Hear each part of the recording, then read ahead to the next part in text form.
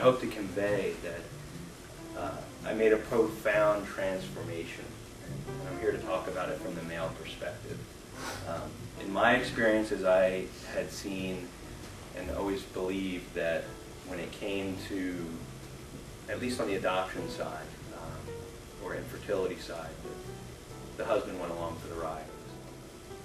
We started out unscientific. We had an agreement, my wife and I, that we would do what we had to do to have a child, but we didn't want to go through science. We figured we'd keep going, and if it didn't happen, it didn't happen. But after 5 years, we said, hey, it's not happening. What should we do? And my wife's doctor suggested that I have a test. And I said, why should I have a test? You're her doctor. He said, well, it's easier to test him because there's not much to do, but it's a lot more detailed to test her. So I said, okay, I'll do it. A year later, I finally submitted to the test. Why I procrastinated? Fear. I didn't want to know what the result would be. And when the doctor called me a few days later and said, hey, I got good news, I was excited. I said, wow, it's not me. You know, and he said, your results were 0. And I said, well, how in the world is that good news? And he said, because most likely, in most cases where it's a 0 count, there's a blockage. There's something there, it's just not finding its way out. It's a low count, it's a low count. Can't do anything about it. So I said, okay, what's the next step? He sent me to get diagnosed, to find out if there was a blockage. So long story short, 2 surgeries later, and 3 separate procedures later, and a 70% chance of success, and probably $20,000 out of pocket because it wasn't covered. Nothing. Didn't work. And that was the start of my anxiety and fear over this, because here we are planning a family, and you figure you save money to start a family. And I was already going into it pessimistically thinking, I'm spending all this money, it's probably not going to work. So that started my downward spiral of, I'm disgruntled, I'm not happy about this, I want to have a child, but now I have to go through the science approach, and if it still doesn't work, what do I do?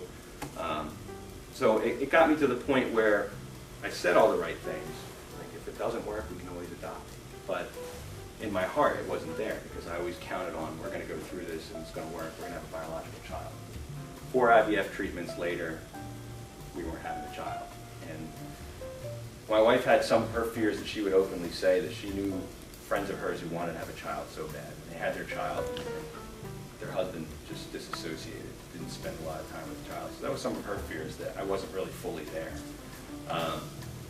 Well, lo and behold, we're selected to be birth parents. And I'm putting itineraries together. We're going to do this, we're going to do that. And thankfully, we had about 5 months of preparation. And whether you're carrying a child full term or you're getting a child overnight through an adoption placement, you're never prepared. Once that child's in your arms, you're like, now what? So it brings back some fears, like, oh no, I'm going to have a daughter, and I'm a sports guy, and if my daughter is not into sports, the good thing is she can be ballet or other arts, and that's great. So it took away my fear that I had to have a boy, because I kept saying, if I had a boy and he wasn't into sports, I'm going to be crushed. So now I have a daughter who can do anything. And I was like, wow, there's this macho guy who has to have a boy. All of a sudden he's like, man, I'm glad I don't have that little boy. Because I don't have to worry about it. So I was hoping she would be here later today, but her nap cycle has changed. So, and here I am a dad, I know everything about her, and that comes to the bonding thing. My wife broke her wrist 2 weeks before Olivia was born. She had a cast, she had to have surgery, and I'm like, wow, thanks. What did you do this for? And I never once so far, knock on wood, had to go back to her and say, well, you wanted this. Because I've been more involved with this little girl than I ever thought I would be, even if we had a biological child. When my wife's wrist broken, daddy daycare began from the moment she was born. I mean, diapers, baths, changes, feedings, because my wife couldn't hold her for 6 weeks. If she did, it was just an awkward, here, take her this way, or then she couldn't give her back. So it was very tough on her, but it was gratifying to me, because I'm like, haha, I'm bonding. She's loving dad. She's daddy's little girl, whether she likes it or not. And I couldn't be happier that she is, because every day getting up with her or playing with her, my back's been bothering me because I just live on the floor now. I'm just everywhere on the floor with her. But I never thought I would be there.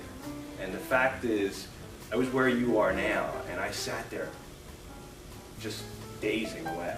And Joni will attest to it. I like to refer to it as you have a decision to make, and there's always that fence, and people say, I'm on the fence, I don't know where I want to go. I was never even on that fence. I was so far away from that fence. I didn't want to make a decision because I was afraid if I didn't want to go through adoption, I would crush my wife. And I didn't want to say I want to go through adoption because I didn't think I could do it. And I didn't think I could bond to someone that wasn't physically mine. So that was my solid breakthrough. And I firmly believe that once you get past your fears and talk about them and expose them, that you will have a breakthrough of some sort.